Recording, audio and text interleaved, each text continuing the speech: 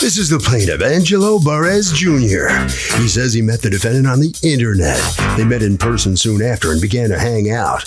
He ended up letting her use his charge card at a local department store. She bought herself a whole bunch of stuff, and when he asked her to sign a promissory note, she said she wasn't going to pay the bill, and he could sue her. So that's just what he's doing, suing her sorry butt for the $581.36 he's owed.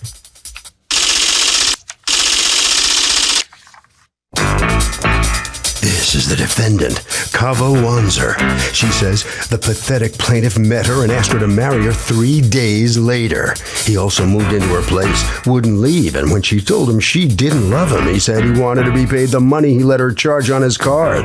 Bottom line, the guy tried to buy her love, couldn't, and she owes him nothing. She's accused of leaving a guy high and dry.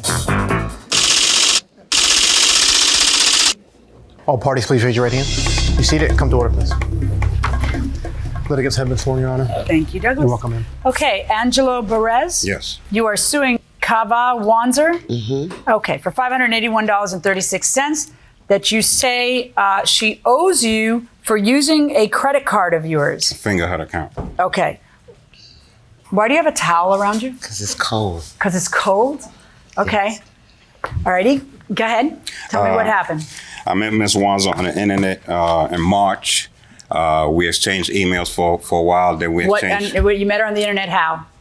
On Tag. It was online. Okay. A website that's devoted to what? Meeting people. Meeting people socially. Okay. Yeah. So we exchanged email for a while. Then we exchanged numbers. We spoke on the phone for a while. And then in April, I met her in person. After meeting her, she came up to me one day and told me that she needed some items from Fingerhut, but she couldn't use her account because it was maxed out. So I told her at the time that she knew that I had a Fingerhut account. I told her she could use my account. How did she know that you had one? Because we had spoke about the Fingerhut before previously. Yeah. Okay. So I told her I had just received the catalog and the credit limit, and I never used it. And so she ordered some items. Wait. Why is she ordering it on your card? Because she couldn't place it on her account because she was up to the limit. Okay. So why is she ordering it on your card? Because I told her she could use my account. Why did you tell her she could? Because she said she needed these items. This is a woman who you met on the internet. Right. You just started dating her. Mm-hmm. How long did it take you to expose your credit for her joy? About 2 months. 2 months? Yes. So you were dating her for 2 months before this happened. And were things hot and heavy between you two? They were pretty good. Were you living together? Just about. Okay. And then what happened? Well, I got the bill and I called her up. At that time, by the time I got the bill, we weren't living together. I called up and I told her the amount of the bill and when it was due. Stinks when that happens, huh? Lay out all your credit, then you get the bill, and you're no longer living together. Okay, go ahead. So I told her the amount of the bill and when it was due, and she said, "Oh, that's not that much." So being that it's my name and my credit, I paid that first bill, and I called up and I asked her, "What are you going to do about this bill?" She told me she'll pay it. So the next day after I spoke to her, I went to her house to get it in writing. Oh, now you're going to get it in writing. Right. And she told me. Right, not at the time. How did you come up with the idea of getting it in writing? I was speaking to a friend of mine. And your friend said, "Man, you're never going to see that money. Boyfriend, girlfriend, loan gift. That's what it's going to look like in court. You better get that in writing. Why didn't you get that in writing when you loaned her the money?" All right. And then you go over to get something in writing, and she says, if I want her to pay for it, take her to court. The only thing that she's willing to pay for was a rollaway bed that she ordered. Okay. What's going on? Tell me your version of these events. Well, most of what he said is true. That's how it's working for you. Is that keeping you warm? Yes, it is. Okay. It's like you just came out of the shower. Most of what he said is true. Angelo,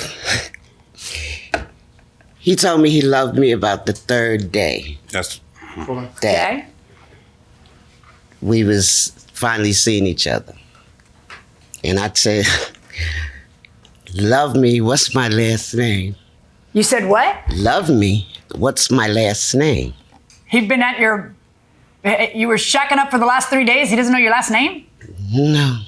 He didn't. Well, that doesn't reflect too well on you either. I mean, I'm not sure you're trying to make fun of him, I guess, but for saying "I love you," but okay. So then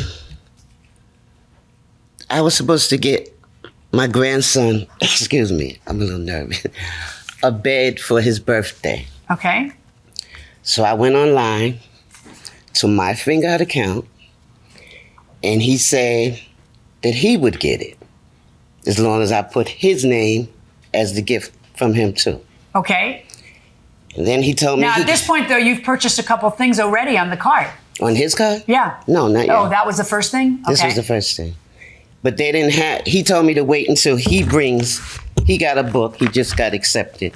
He'll go get the book and bring it to me. He bought me this book the next day. Okay, let me see. Because he said the things are cheaper.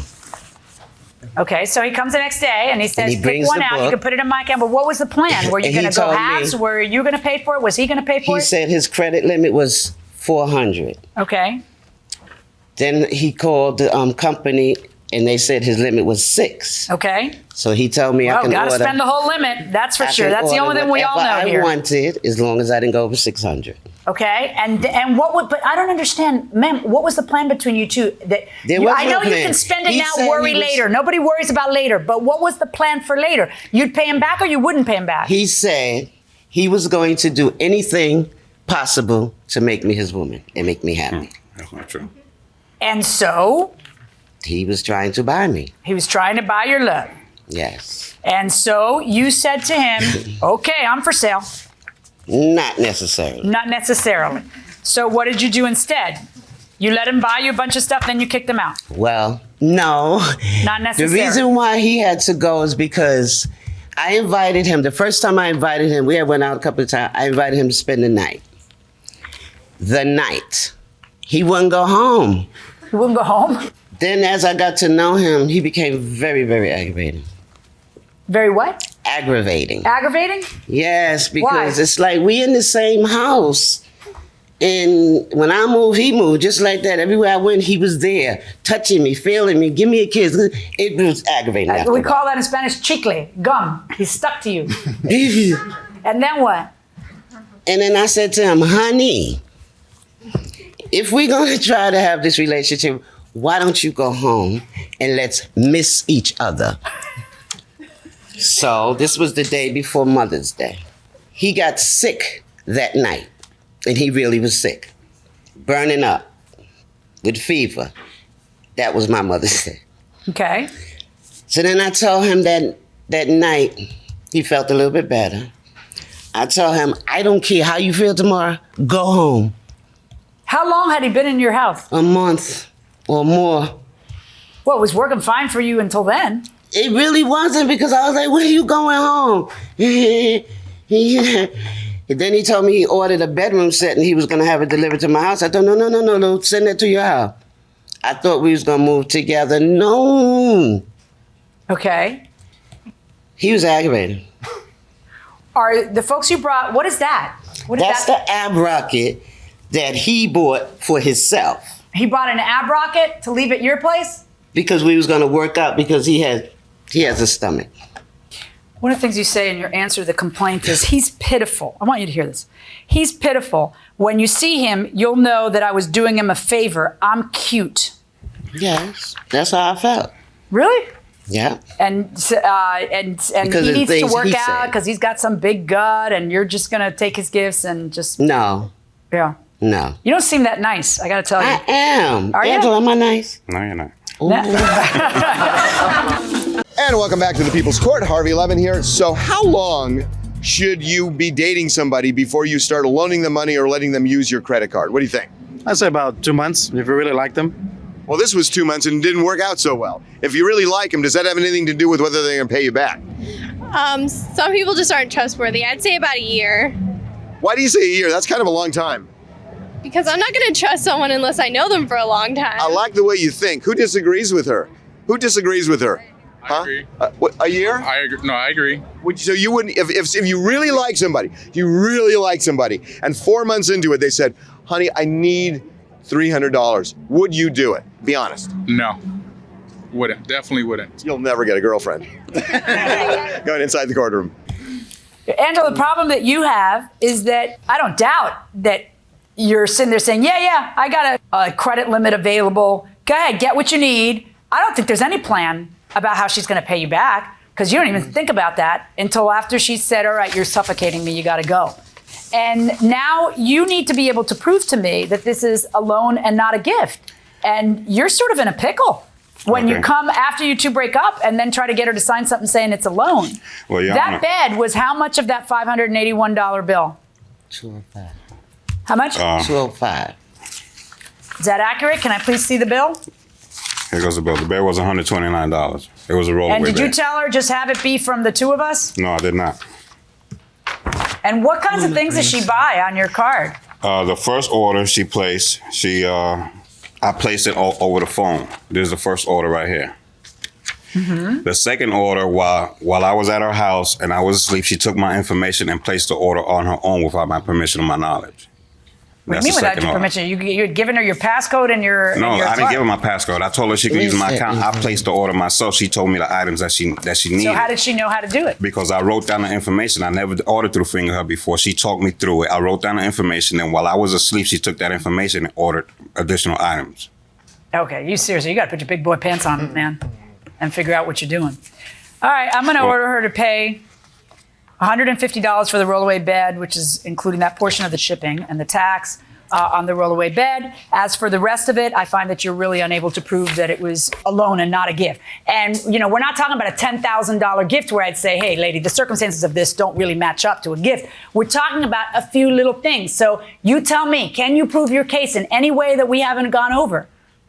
Well, I called Fingerhut and I told them that I didn't authorize the second order that she placed with my permission. They sent me an affidavit. Just you saying the same thing? Yes, that I'm okay, disputing. no, that's not evidence. Disputing. I'm asking you, do you have evidence? No, Anything? I don't. All right, well, then that's how it's going to go. $150, verdict for the plaintiff for the rollaway bag. That's my verdict. Well, there's the verdict in this case, and so the plaintiff's out here right now. What's going through your mind now at this point coming out of the courtroom? Well, she took advantage of me. Mm-hmm. But that's okay because she doesn't realize that when she ordered the item, she ordered them online. That's identity theft, and I filed a police report with that. Mm-hmm. You have filed one, or are you going to file one? I have filed. All right, so one. she hasn't heard the end of you. No. And what have you learned from this whole experience? Stop being a nice guy, trying to help somebody out. Well, what did she have that you found so irresistible? No, I was just getting to know her. I mean, I never thought of her as irresistible. I liked her in the beginning. I wanted to get to know her. That's all. Did you want to marry her? No. No. I never told her that. Okay. Head right around this way. Let's see what she has to say about this. Are you satisfied how this verdict comes out here? Yes. Mm-hmm. Because I told him I would pay for the bed. Everything else he bought me. Mm-hmm. You take advantage of this man? No. He thinks you did. Of course he would. Did you have feelings for him? They were starting until I got to know him. And you got to know him and you found out what? He's horrible. He's a nag. Nag. Yes. Okay. All right. Yeah. Yeah, thanks. Harvey? Okay, if you loan somebody money, I'm telling you, just write an innocent email confirming that this was a loan. It doesn't matter if you're dating, innocent email saying I was happy to loan you the money. It just is good proof in case it doesn't work out. That will do it for this case. Litigants for the next case on the way into the courtroom right now.